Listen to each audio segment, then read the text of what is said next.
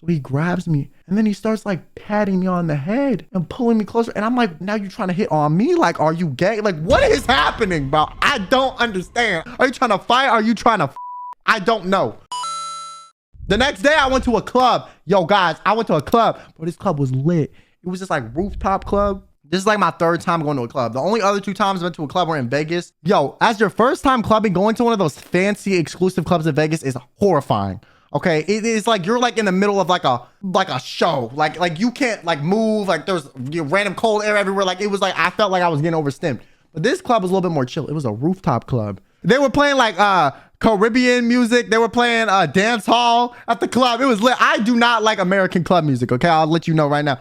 Dance hall though, I can mess with some of that. Okay, they were playing like Sean Paul and it was lit. And then they had like 2 dancers on the stage, like doing stuff. There were lights everywhere, but it was like on a rooftop, so it was open. There were people everywhere. We found these like 2 random other people. My sister's boyfriend, like dressed in a very preppy, like it was a very like white American money, like I have money outfit because his family has money, and it was he's a white American.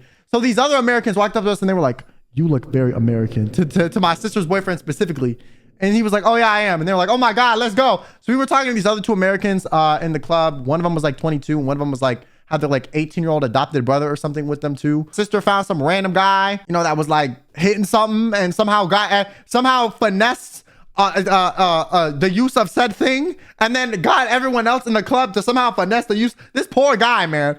And then my sister was talking to this guy that gave her like a hit of his thing about skateboarding and shit. It was so random. Like they were pulling up each other's Instagrams, talking about like skateboarding. And apparently he was like a top chef at one of the restaurants nearby. So my sister, she smoked one with a really good chef at one of the nice restaurants in the middle of this club. And they were talking about skateboarding. It was crazy. And then I was just dancing. I was trying not to be awkward. I was chilling though. It was nice. I wasn't overwhelmed. I feel like a lot of the times I am overwhelmed at clubs. But then when we left the club, where shit got weird. I was in the club.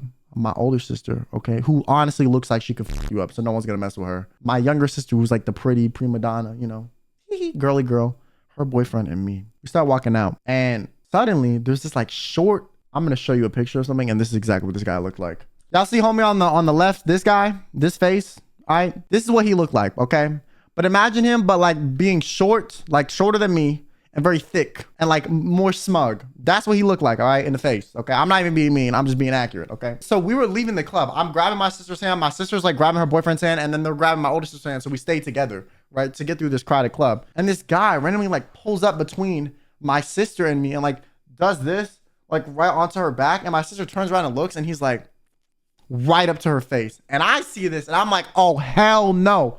So I immediately. Because he was trying to like separate her from our group, but I don't think he knew that I was in the group too, and I was behind. So I immediately stick my arm out and step in front of this guy, and then he grabs my neck like this and like starts grabbing it, and I turn around like, yo, like I'm not about to fight some like coked out dude in the club. Like I did not sign up for all this. Okay, I'm disabled, man. Okay, listen, I'm like the guy from SpongeBob. Every day I wake up, my bones are made out of glass and my skin's made out of paper. Like that's me. Okay, I'm not fighting you. I'm gonna get fucked up, all right? Maybe if everyone else in my group fight you too, we'd be fine, but me alone, hell no. So he grabs me, and then he starts like patting me on the head and pulling me closer. And I'm like, now you're trying to hit on me? Like, are you gay? Like, what is happening, bro? I don't understand. I was like, yo, are we trying to fight? Are you trying to fight? Are you trying to I don't know, okay? Are we fighting? Are we like, what do you want? I don't want to fight this guy, okay? Because like, listen, Costa Rica, very popular, okay? So like I said, I'm not trying to fight a coked out guy in the club. Like I'm not doing it, okay? I don't want to do it. So right by this happened, by the grace of God, a drunk bitch. Shout out to drunk bitches in the club, huh? Okay, hey, listen, y'all annoying 80% of the time. But in this moment, I with your kind, your human, your species heavy, okay? Shout out to drunk bitches in the club. Right when I was about to get, I don't know if I was gonna get groped, assaulted, start a fight, get lethally injected and chloroformed and then, sold in a different country. This drunk fell right in between where me and this man were standing. Like literally like me, him, here, he's grabbing me. This girl falls right here, falls on his arm. Okay, so I kind of get pulled down a little bit. And then he lifts his arm up to get it away because she fell on his arm. Okay, and he starts going down. And then I took this opportunity to leave.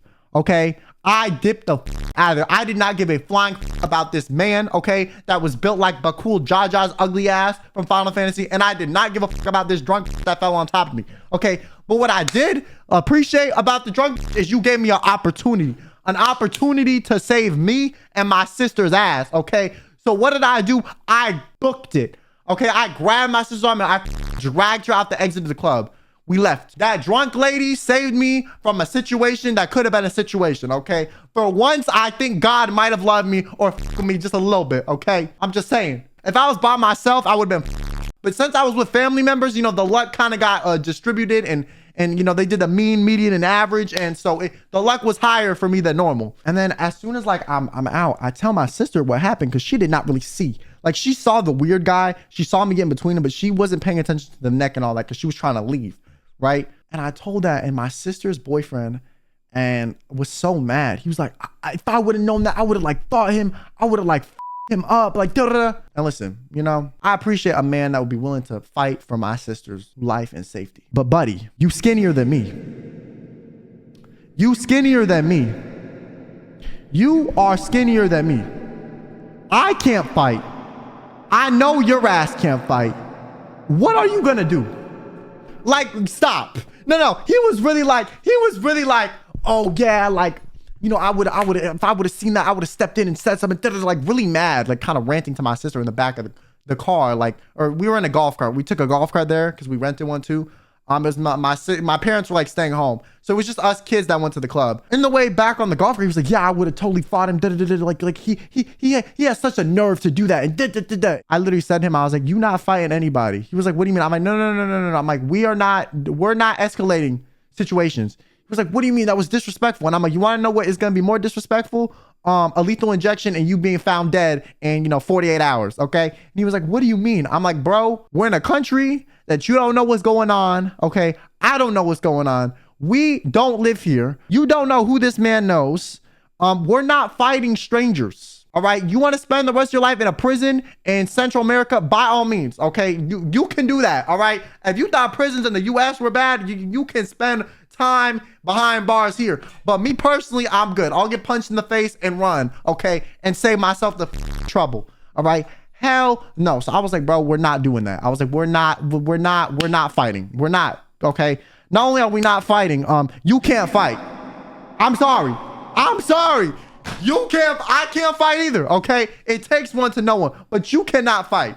Okay. Your bones will crack. All right. It's not happening. I can flick you when you go breaking like 4 pieces. So I was trying to talk him down from this. Because I was like, because to be honest with you, like part of me was like, oh, he's telling this to my sister. So my sister feels like he's a manly guy and like he would protect it. And then part of me was like, it's his ego, right? And then another part of me was like, if he's serious, like this is bad. So I really felt the need to tell him like, yo, like if this happens again, like we're not fighting. We're just going to leave like we did this time. You see how we're all okay? We're all in one piece.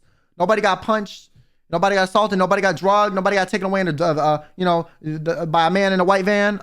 That's because we shut the fuck up and we left. So what we're going to do next time, we're going to shut the fuck up and we're going to leave. We're not fighting. You're not fighting. Especially, I know you can't fight. But I thought it was kind of funny. He was like, I totally would have gotten him. And I was like, bro, he would have gotten us. He would have gotten us. Let's be honest. And you know what? He could have known like 10 guys at that club that could have just jumped us. Okay.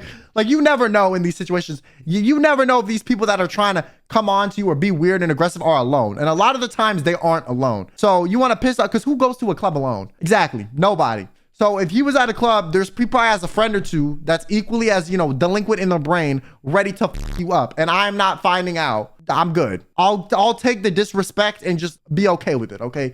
You can socially bitch me and sun me all you want. I'm not fighting you and getting myself in a worse situation.